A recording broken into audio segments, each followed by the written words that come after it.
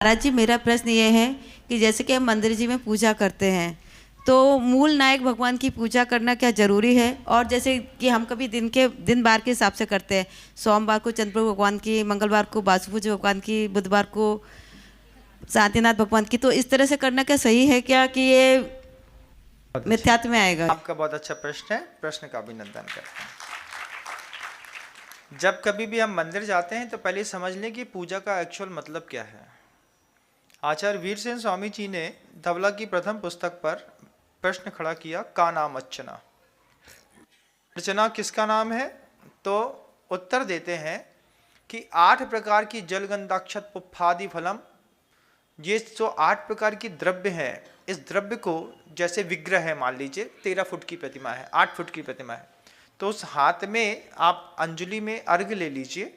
अर्घ लेकर के प्रभु जी के पूरे विग्रह को ऐसा घुमाते हुए, समझे ना, अच्छे से दाने हाथ से ऐसा पूरा अर्घ उनके ऊपर 3 बार परिक्रमा की ऐसे बड़ा करते हुए अर्घ पूरा ऐसे बड़े हाथ से घुमाया और घुमा करके उनके चरणों के सामने उदक चंदन तंदुल पुष्प कई करके अर्घम निर्वपामती स्वाहा, मात्र इतने को पूजा कहते हैं। कितने को? मात्र इतने को। फिर जो मंदिर में करते हैं वो क्या है? मंदिर में जो आप करते हैं वो आपके शुभोपयोग को 1-1.5 घंटे तक बनाए रखने के लिए आचार्यों ने और विद्वानों ने एक विधिवत व्यवस्था बनाई है। मंगल पाठ है, विनय पाठ है, भक्ति पाठ है, फिर स्वस्ति मंगल पाठ है। आचार्यों ने ग्रंथों में कहीं नहीं लिखा है, ये विद्वानों ने लिखा है और परंपरागत हम इसको लेकर के चलते चले आए।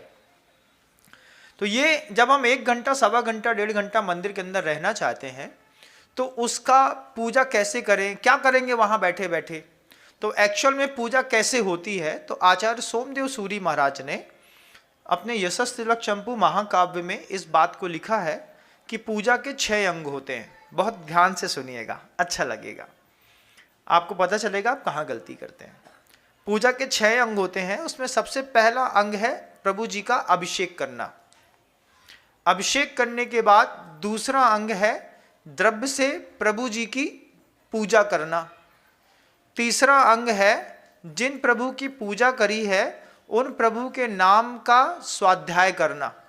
मान लीजिए आपने आदिनाथ भगवान की अभिषेक किया, आदिनाथ भगवान की पूजा कर ली, अब आदि पुराण उठा करके आदिनाथ भगवान के नाम का स्वाध्याय कर लो। फिर स्वाध्याय करने के बाद चौथा अंग है उन्हीं भगवान के नाम की जाप देना, माला देना। ओम ह्रीम श्रीराम श्री आदिनाथ जिनेन्द्राय नमो नमः, ऐसी एक माला फेर दी। देखिए कितने अंग होते हैं। उसके बाद उन्हीं भगवान के नाम का एक स्तोत्र का पाठ करना, मतलब स्वाध्याय करना अलग हो गया और स्तोत्र पाठ करना अलग हो गया। अब आदिनाथ भगवान का स्तोत्र पाठ मतलब भक्तांबर स्तोत्र उठा लिया, भक्तांबर स्तोत्र ले लिया, तो भक्तांबर स्तोत्र का पूरा अच्छे से पाठ किया। फिर पाठ करने के बाद आपने क्या क्या कर लिया? देखिए, प्रभु जी का अभिषेक कर लिया, प्रभु जी की पूजन कर ली, प्रभु जी के नाम का स्वाध्याय कर लिया, प्रभु जी के नाम की माला फेर ली, प्रभु जी के नाम का स्तोत्र पाठ कर लिया और अंत में 10 मिनट वहीं पर बैठ करके ध्यान लगाना उन्हीं प्रभु जी के नाम का कि ये आदिनाथ भगवान कैलाश पर्वत से मोक्ष गए थे, इनकी ऐसी काया थी, वहाँ पर इतनी ठंड होगी, फाल्गुन सुदी पौष कृष्ण नवमी के दिन गए थे, कब गए थे आप देख लीजिए, हो सकता है ये तिथि गलत हो मेरे मुख से। तो ऐसे जब ध्यान लगा करके हम पूजा की इन 6 अंगों का पालन करते हैं तब जाकर के एक अच्छे श्रावक की पूजा मानी जाती है।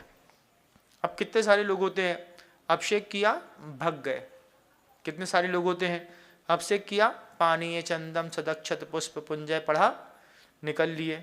लेकिन अगर आप विधिवत पूजा करेंगे, किसी भी प्रभु जी की करिए, मूल नायक भगवान का विग्रह कुछ भी रखा है, आप उसमें उदक चंदन तंदुल पुष्प करके एक अर्घ चढ़ा दिए। अर्घ चढ़ाने का मतलब है प्रभु जी की पूजा हो गई। अब हमें मान लीजिए शांतिनाथ भगवान की करनी है तो हम फिर शांतिनाथ भगवान की पूजा कर लेंगे, अभिषेक कर लेंगे, शांतिनाथ भगवान के नाम का स्वाध्याय कर लेंगे, शांतिनाथ भगवान की माला फेर लेंगे, शांतिनाथ भगवान कहाँ से मोक्ष गए हैं उस कूट को देख लेंगे और फिर वहाँ पर ध्यान कर लेंगे और उनका जप कर लेंगे और लौटेंगे तो आपका 1-1.25 घंटा बहुत आराम से मंदिर जी के अंदर हो जाएगा। पूजा इसको कहते हैं। तो महाराज जी क्या हम दिनों के हिसाब से भगवान की पूजा कर सकते हैं? ये क्षयोपसम सम्यक दर्शन के साथ मान लीजिए आप बुधवार शनिवार के दिन मुनि सुब्रतनाथ भगवान की पूजा करते हैं, फिर चंदा प्रभु भगवान की एक दिन पूजा करते हैं, तो इसमें कोई आपत्ति की बात नहीं है। क्षयोपसम सम्यक दर्शन के साथ ये सब चीजें चलमल दोष जो है सम्यक दर्शन में लगते रहते हैं।